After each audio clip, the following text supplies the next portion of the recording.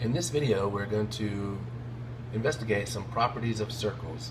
I've taken this circle and I've actually already cut it into 4 equal pieces.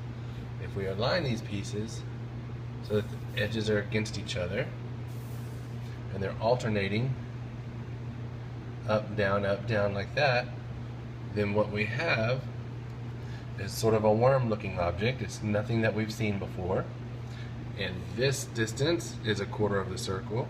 This distance is a quarter around the circle.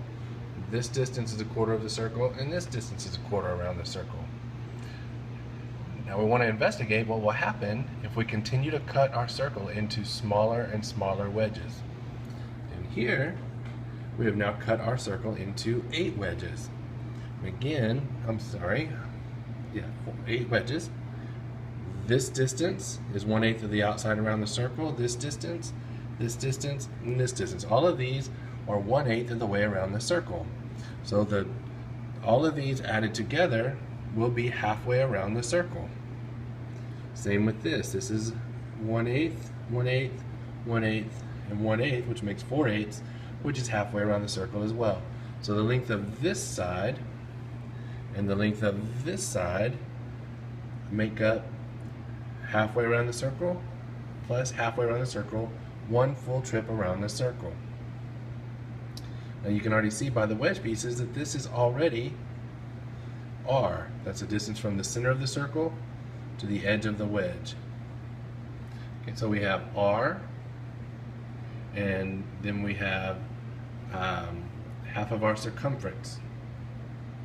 If we cut our circle into even smaller wedges, as we've done here into 32, then what was a parallelogram now becomes a rectangle, as the severity of this angle becomes more squared off. The measure of the angle would be more of a square, and the smaller and smaller we cut these wedges, then the more, not square but a rectangle, then the more that our shape will become a rectangle instead of a parallelogram.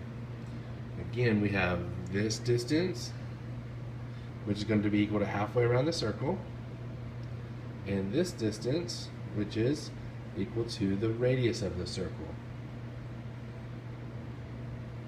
Okay. Half of the circumference is pi times the radius, and then this distance is the radius. So if we take pi times the radius, that gives us pi times the radius squared, which is pi r squared, which is the formula for the area of the circle. So the area of this rectangle that we've created from our circle wedges is the same as the area of our circle, which is pi r squared. Thank you.